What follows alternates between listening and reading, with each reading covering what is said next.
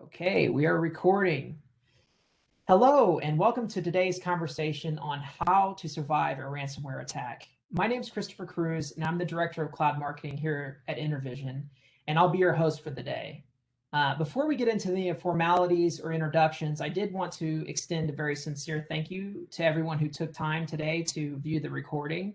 I know that ransomware is probably the last thing in the world that you really want to be thinking about, but it is an unfortunate reality of today's business world. And I do think the content we've put together will be worth your while and actionable and insightful as you work to protect your business. You'll be hearing a little bit more about Intervision later in the conversation and our capabilities, but at a high level, for those of you who are not aware, Intervision is a strategic service provider with over 25 years of experience helping IT leaders like yourselves realize their strategic vision through a comprehensive portfolio of services, technology, and solutions. Through our consultative approach, we work alongside you to help determine the right premise for your technology to be hosted, the right technology for you to utilize for your strategy, and perhaps more importantly, the most appropriate operation model to work in, whether that be managed services, augmented with professional services, or in some instances, turning it over to you for a self-service model. And ultimately, our goal is to help you realize your strategic vision on time and in budget and without unwanted surprises. With Intervision's approach, we work very closely with you to help you run more efficiently, grow more effectively, and in many cases, transform the way you do business.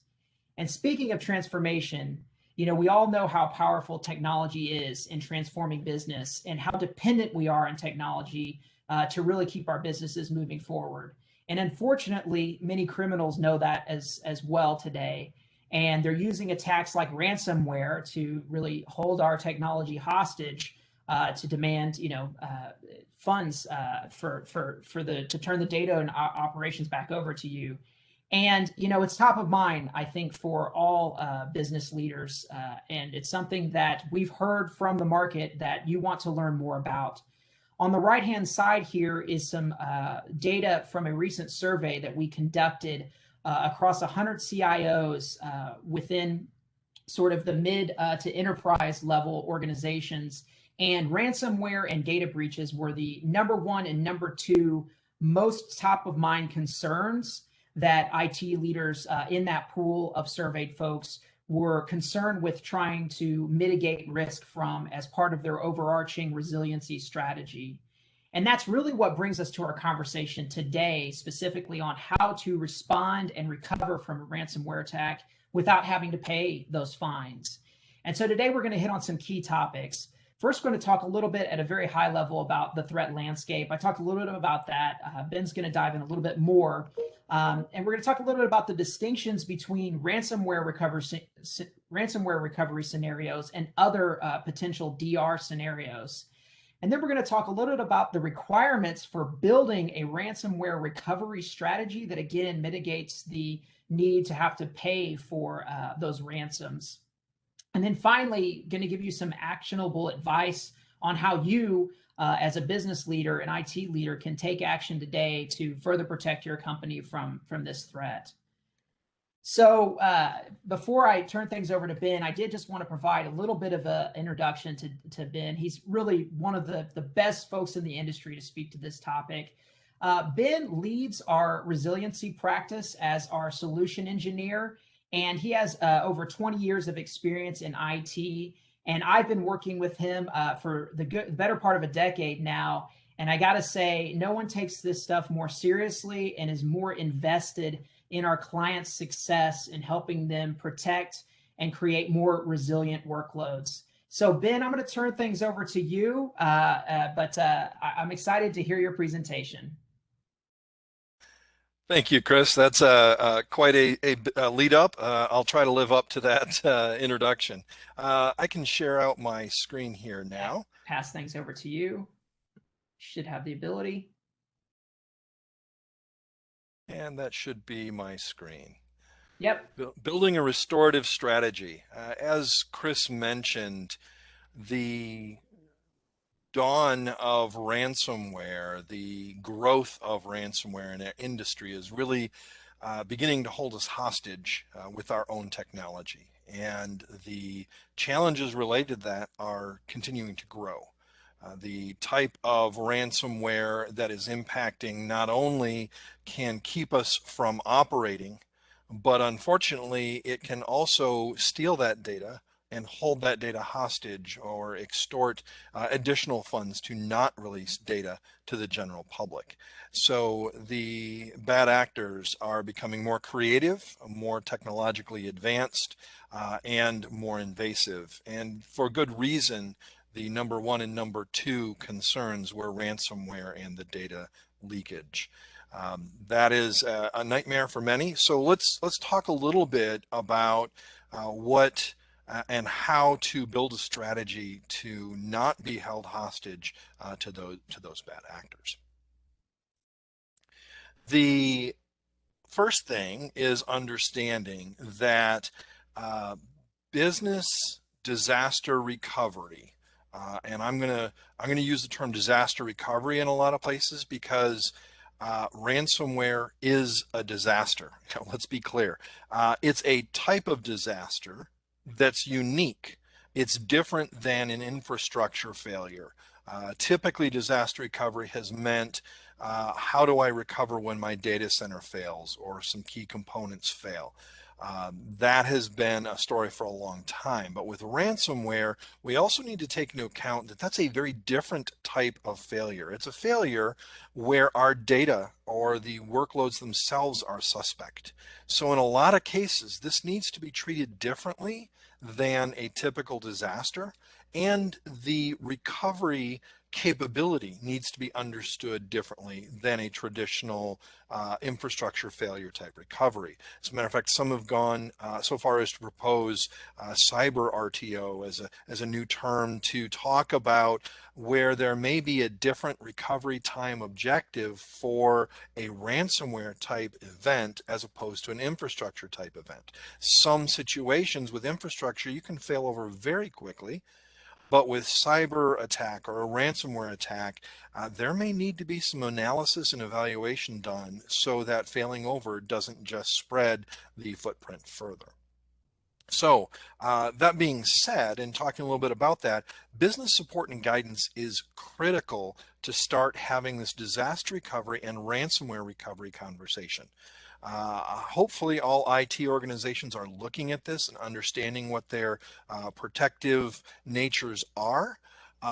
However, it's difficult for a business to understand spending a lot of money on loss prevention versus efficiency or profitability. So having a conversation with the higher ups about please write this check for insurance or something that we hope we never have to use can be difficult. So in a lot of cases, this guidance, this direction for the requirement of protection from ransomware, protection from disaster, and what services need to be protected in what time frame is coming from a business decision rather than an IT decision.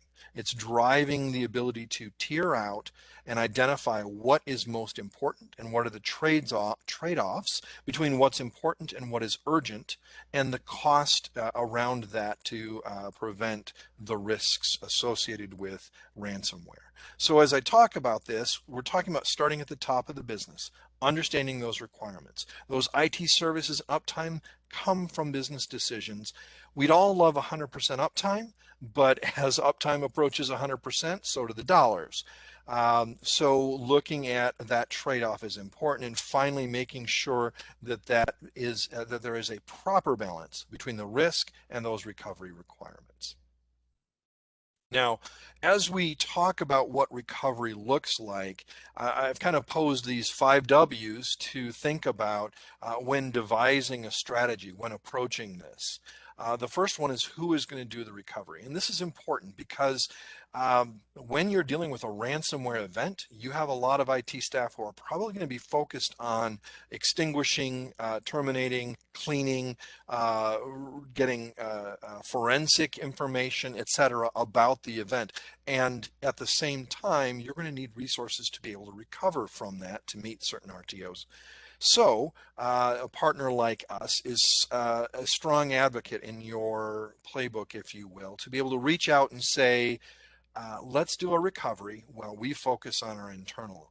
It allows the who to be answered, so your IT group is not split amongst both tasks. What's being recovered? This goes to that balance that I was just talking about, making sure that the critical systems are recovered and that there's a balance, that the systems that aren't as urgent are perhaps recovered with a slower RTO and a longer RPO. When is the recover? Well, I mean, right now, right? It needs to be covered right now. But what I'm talking about here is what point in time. Having solutions that allow you to protect to point in timing and roll back to 1:55 if the event happened at 2 o'clock are important. So knowing that you have a ability to recover point in time and not just to that last time that your data was synced is critical. And then where? If your data center is infected by ransomware, being able to recover somewhere that you know is clean, being able to recover, because you may have to hold on to the data, you may have to hold on to the virtual machines that have been impacted or the physical machines that have been impacted by the ransomware in your infrastructure to gather forensic data before you're able to purge them and recover. So where your data center, where you're recovering is an important qualification. And then why are you recovering? Like we talked about, there are different scenarios. You'll hear me refer to things as a playbook. The playbook that we bring into the picture is a document that encompasses several different plays, one of them being infrastructure failure and maybe multiple being different types of infrastructure failure. But in addition, one of them being a ransomware recovery, and having that identified as a specific type of recovery is important. So I'm going to talk a little bit about strategy. We asked some questions, we talked about some qualifications, but now we're going to talk a little bit about a strategy. Intervision uses this strategy that I'm going to share with you to work with our customers to determine what their needs are and design and deliver a solution. We call it a recovery assurance approach. It works for infrastructure and ransomware design and recovery for those scenarios. As I mentioned, in this upper left is this determining your business requirements, your goals, your risk mitigation, the DR experience, understanding what those are, getting those from the business is critically important.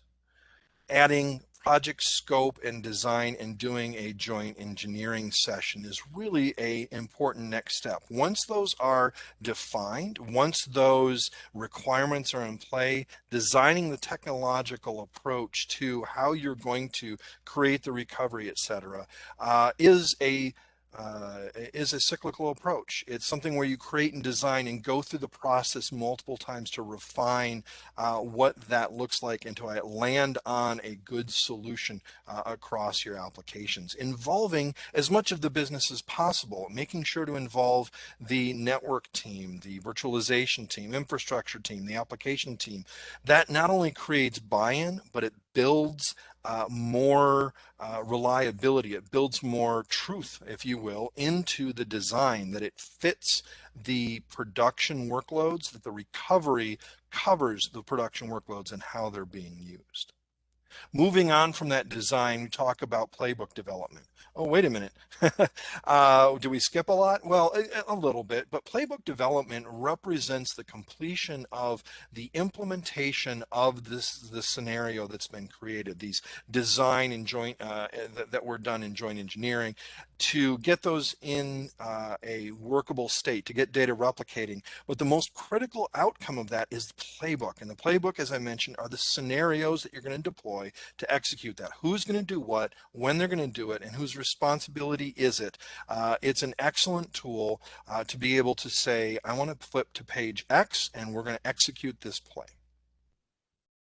So playbook development is key to that. And then we move to recovery testing. We've written the playbook, we've implemented the environment, let's test it and ensure that that playbook does indeed fit the scenario. Let's shake it out. Let's see what works, what doesn't work, and then revise that playbook and make sure that at the end of the recovery testing, that we not only feel confident that we could recover, but we have an excellent playbook as for the state of the environment right now. And then managing the health and the operations of that disaster recovery, ransomware recovery, the data movers, the target, the software, the SLAs, everything that surrounds that ongoing operation, making sure that it's healthy and it's not forgotten. The most critical thing here is that you are protecting your production and most critical workloads. Those will change over time. Those will drift. There will be change control. But we want to make sure that this match is still a good fit. And you'll notice we come back to that playbook development and testing. We do this over and over again to make sure that it's practiced. This testing and the updating of the playbook needs to be a regular, scheduled, and practiced occurrence, because when there is a storm, you need to be able to perform something you've practiced in the calm. The ability for your team, whoever's recovering that, to feel comfortable that they know what they're doing and not just that they've cracked open a binder that's been dusty on the shelves for months, is really important. Finally, when you are recovering, we talked about who and where. Well, the event management and recovery, making sure that that is a clear part of that, that not just testing, but that, when this is happening, it can actually hold up the load. And what I mean by that is, some disaster recovery approaches use deprecated hardware at a different data center. The problem with that is it's not going to handle your full load. I mean, it's usually been deprecated or end of life for a reason. So making sure that your event recovery really works and ensuring that you have a plan to do the recovery. And finally, the often overlooked fail back, because once you've done your event, you want to make sure that you have a smooth plan for recovery, and that's just as important. Getting back to your own data center, not feeling like, again, you've been held hostage. Okay, so we talked a lot about disaster recovery umbrella, talked a little bit about the ransomware piece of it. I'm going to drill in specifically to elements that should be considered in all ransomware solutions, protection, or not protection, but recovery solutions, protection as well for that matter. But essentially the ransomware trifecta here is the multi-factor authentication, ensuring that the control plane for any of your services or system requires the use of an additional factor of authentication. The idea that a script then cannot take your credentials and use them to compromise your environment. That's important. The air gap is also critical. The air gap to make sure that there is not a component that can change your protected data from your infrastructure. If your infrastructure, production infrastructure is compromised, that it doesn't have the ability to reach out and change the data in your replication. This can be a challenge because obviously if you're replicating data and doing it real time, it's not a perfect air gap, but we'll talk about ways to impact or affect this. And then immutable meaning that you have your data that be changed. Upon a time, the industry called them write once, read many, or worm copies. I think immutable is a much improved term to talk about that, but making sure your data can't be changed. So once the data has been replicated to the target site, that a compromised production environment can't reach out and modify your backups. That's a common trick right now with ransomware, is following through where your backups are, where your replicas are, and issuing delete or destroy commands to eliminate that data. So having solutions in place that will not honor those delete commands unless the time has passed that you have marked it as immutable.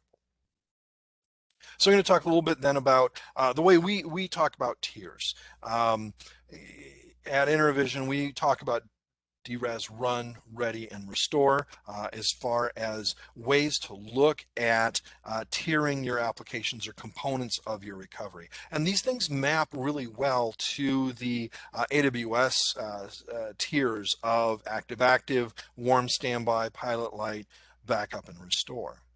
But the ones on the left, run, ready, and restore, are really your DR capability, your ability to recover from a disaster.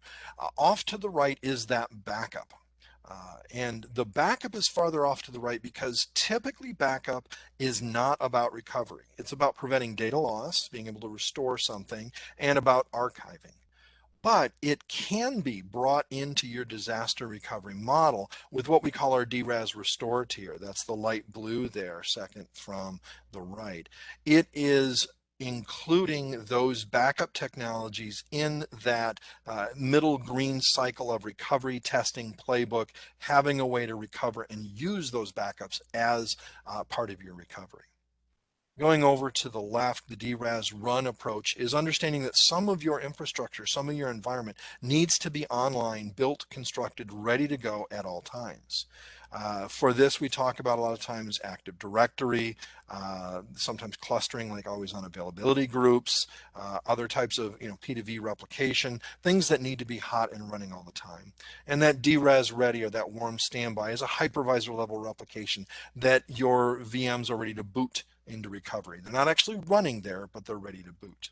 Well, each of these tiers represents their own challenge as well when it comes to preventing ransomware. If we look at the run all the way over on the left, you can say if I have Active Directory there, it literally is in the same control plane blast radius of ransomware in my production. It can impact workloads that run there. And same with the ready. If data is replicated, corrupt, or encrypted across the wire, that ready tier may be challenged there. And so there's a few ways that we approach addressing these situations. So you can see that these fit well for an infrastructure recovery, and with a few modifications, and I'll talk about those on the next slide, they can fit well for a ransomware recovery as well.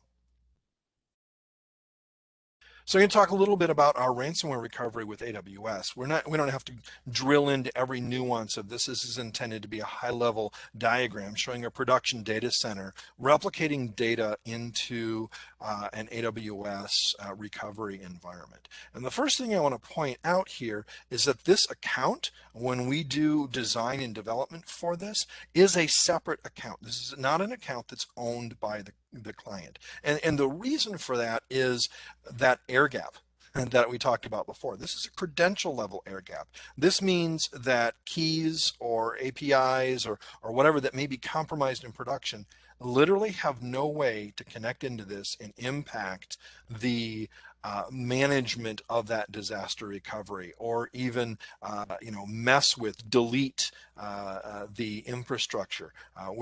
There have been cases of that where the ransomware or the bad actors have either held for ransom or deleted cloud copies. So we keep that air gapped at a credential level with multi-factor authentication as well.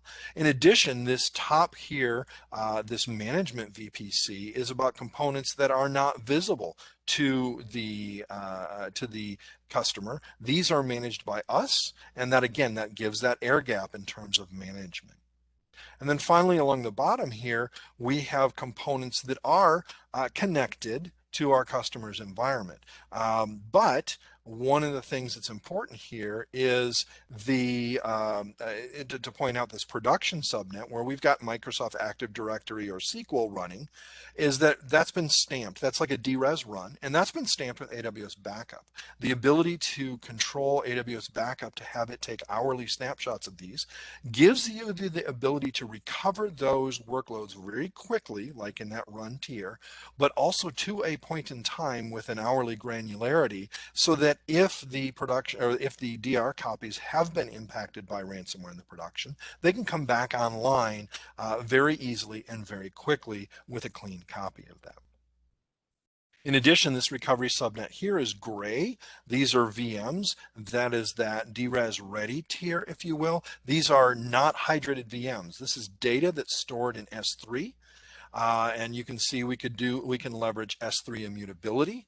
And that data that lives in S3 is a long journal point in time. It can even be up to weeks of data that is not changeable, and it is of data that you can recover at any point in time back in history. So again, if you have a problem at 2 o'clock, that 150 recovery is perfectly acceptable to go back into that. Now, I'm going to pause there and talk about a question we had regarding dormant ransomware. This has come up a lot. Dormant ransomware presents a challenge. And what I'll say about dormant ransomware is, first of all, for all ransomware situations, you have to be looking at things in a multi-pronged approach. The first one being detect and prevent. Leveraging tools that are designed to detect the ransomware when it comes into your environment and shut it down.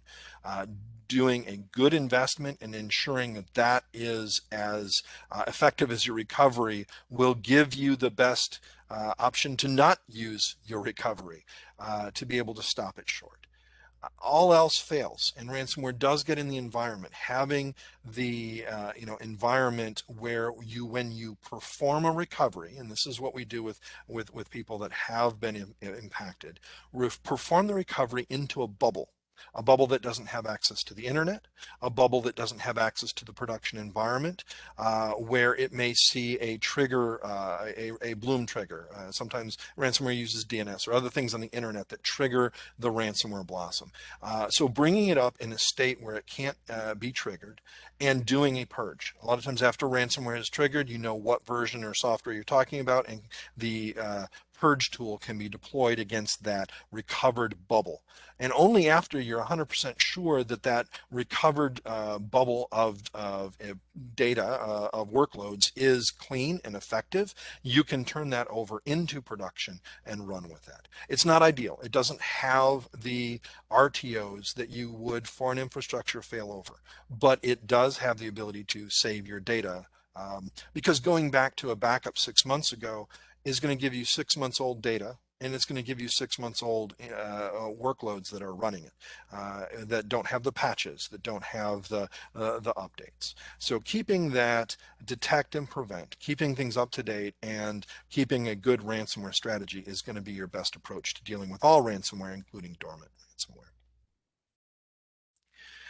We also leverage, S3 for quick recovery with, we leverage hypervisor replication like with Zerto. So the idea that we can put data and do a point-in-time recovery from Zerto and that S3 bucket into this recovery subnet is part of that DRES ready tier that we talked about on the last slide. And one of the cool things about recovering to AWS is the ability to add on other services around the server workloads that you are protecting. We've already talked about AWS backup. Once you're recovered, also being able to say, get everything and get it into backups in AWS without you having to deploy additional backup software and other complexities is really simple to add. In addition, something like Amazon Workspaces or AppStream are wonderful tools to be able to provide desktops, end user interface that may also have been impacted in the attack. You can now provide clean desktops in the cloud to access your production environment. You can add file shares of different, Unix or Windows type file shares. You can add database instances. And my favorite here to talk about a little bit is machine learning. If all your data is in the cloud, what a cool opportunity to leverage your disaster recovery environment as a data warehouse for you to run machine learning against. Analyzing the images, analyzing whatever it is that you may be maintaining, and allowing you to begin leveraging your disaster recovery model for transformative rather than just keep the lights on type of activities. And beyond that, I won't talk about all of them, but there are literally thousands of services that can be added to your infrastructure after recovery to help make that a better experience. All right, so I'm going to tell a story now. We've talked about how the strategy and how to lay out a strategy. We've talked a little bit about how we leverage AWS and some technologies to implement the strategy to create ransomware recovery as well as infrastructure recovery under that umbrella of disaster recovery. So I'm going to tell you a story. This is a true story. The names have been changed, but maybe to highlight what I've been talking about. This particular story, at 8 o'clock one Saturday night, Janet, the director of IT infrastructure, receives a phone call from her IT team. The servers were down, alerts were going off, and ransomware is in their environment. They don't know what's going on. The damage is pretty significant. They can't get into anything. Would she please join the incident call bridge and work with the team to begin dealing with this? That is the last call any IT leader wants to get anytime. So she hung up the phone, and before she could pick up the phone to call into the incident bridge, she got a call from Intervision. We were monitoring her environment. We detected that there were errors. Things stopped doing what they're supposed to be doing. Data was not replicating. There were issues. Did she need some help? And she said, yes, probably. Hold on. Stand by. Let me figure out what's going on. So she called into the bridge. She worked through with her team. They were able to determine what form of ransomware and the entrance point, and they were able to clean that up. They were able to get that, at least the fire put out, but the damage was done. There were 40 terabytes of critical files that were encrypted. There were dozens of servers that were either deleted or encrypted on disk, and the IT team was getting phone calls from users. Janet knew they had a 24/7 operation there, users around the United States and around the world that were going to be calling in soon and more. It was a slower time period on a Saturday night, but it still was going to ramp up. So she called back Intervision and said, let's take a look at doing a recovery. Had a conversation about what was happening with a recovery person that she knew by name because they'd been involved in testing before. They talked through their scenarios for recovery and settled on recovering in a bubble that they could evaluate for ransomware. They did so, and within 10 minutes, all of her workloads were up, running in a bubble, including that 40 terabytes of data.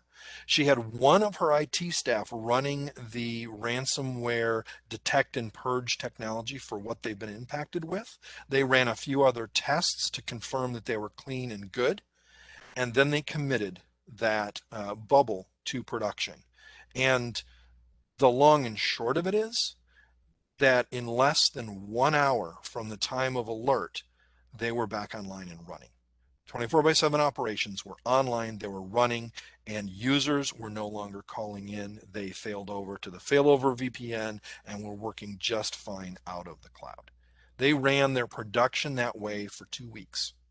They were able to capture the forensic data for their e-insurance. They were able to purge and double check and validate, and then begin moving some things back slowly over the course of those 2 weeks.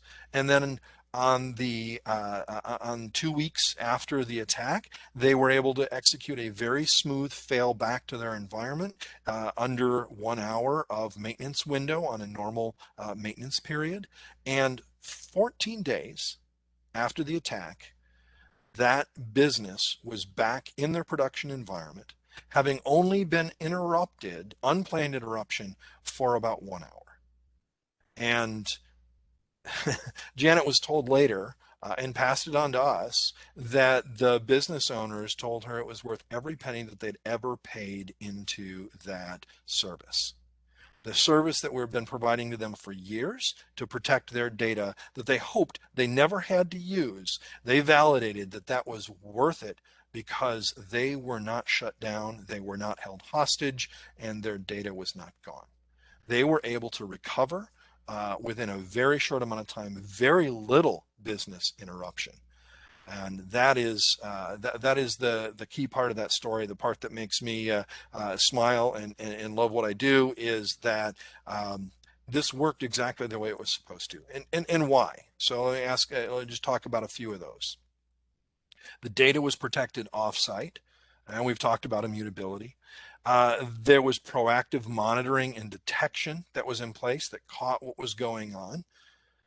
There was a familiar recovery team. I talked about that, practicing it, working with people that know your environment, know you, and know the processes needed to recover what needs to be recovered. An up-to-date playbook, that testing, that familiarity, that creates that up-to-date playbook. They'd practiced it. This is not something that just happened and they didn't know what to do.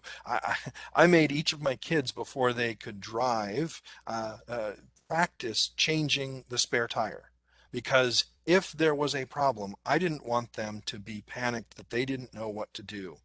I wanted them to have comfort with, I know exactly where the tire is, how to get it out, how to change it, and that they would be in good shape.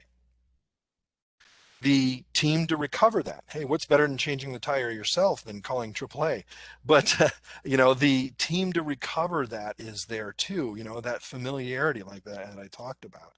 A production quality DR target. They weren't worried about, hey, how long I can only run for so long at the target, or will my workloads take full load? When all the users log in Monday morning, are things going to be worse? No, they had a production quality target that could handle all of their needs. And most importantly, they had a failback plan so that when they were done with this incident, that they could just wipe this out of their memories as a bad nightmare and continue on their path of success in their production environment. And this customer confirmed, this particular one of many stories confirmed that this was worth everything that they had invested in this to not be caught unawares or held hostage in this type of event. And that's the kind of confidence that you want to be able to sleep at night, to be able to not worry about it's not if, it's when you're impacted concept. This is the confidence that will allow you to say, we've got this covered and I can prove it. And with that, end of that story, I'll pass it back to Chris to talk a little bit about some of the partnership that we have going on and next steps that you can take with us. Thanks so much for that, Ben. If you want to go ahead and hit the slides for me, I really appreciate it. I think the story you told there just perfectly illustrates what we try to do with our managed resiliency platform. It really is about providing that confidence that your process has been documented, there's the right people in place and the right technology in place to make sure that you can fail over effectively, and as Ben highlighted, fail back to keep your operations running no matter what they're impacted by, whether it be ransomware or outages or a natural disaster. And this slide here really highlights, we've been offering this industry-leading disaster recovery and backup as a recovery as a service offering for over a decade now.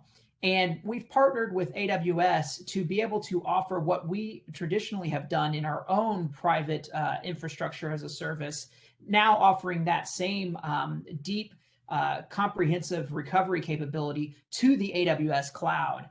And when you couple our guaranteed recovery assurance approach with a 100% testing success rate for our clients, with the durability, the scalability, the cost effectiveness of AWS, that's really where we're able to drive more value leveraging AWS than on our own. So we work very closely with this with AWS as part of our partnership. Moving on, I'll talk a little bit more about why organizations choose Intervision's disaster recovery as a service solution. I think Ben, through his stories, has highlighted a lot of that, but it really comes down to being a proven, guaranteed, tested, and documented approach. Proven by the fact we're recognized by industry-leading analysts like Gartner and Forrester, but perhaps even more importantly, we have industry-leading client success satisfaction scores on websites like G2 Crowd. Our net promoter score is the strongest in the industry. You can peruse our case studies on our website and see that we continually deliver that confidence to our clients day in and day out with this service. Again, and we're backing that. We're putting skin in the game with the strongest SLAs in the business to guarantee the offering. And then finally, we test until this works. We test the process until you have complete confidence that you can fail over to our platform and continue operations regardless of the scenario that Ben highlighted in that playbook approach. And speaking of playbooks, the process is documented so that if you have compliance requirements or you need to prove out your recovery capabilities to your key stakeholders, it is documented as part of our process so that you don't have to go and spin up a bunch of additional documentation to meet your compliance requirements or prove out to your stakeholders that you have the capability of recovering. So moving on to the next slide here, we realize that not everyone is in a situation where they're ready to dive in headfirst to a fully managed disaster recovery as a service solution. You may not even be aware of where your gaps are, or you may still have work to do to build the right business case for what you need to do to harden your resiliency. And that's really where this resiliency maturity workshop comes into play. It is a low touch but high impact assessment of your current strategy and the gaps you need to fill with actionable insights on the steps you can take to really shore up your resiliency strategy and elevate the conversation. On the next slide, we talk a little bit about what the deliverable from this workshop actually looks like.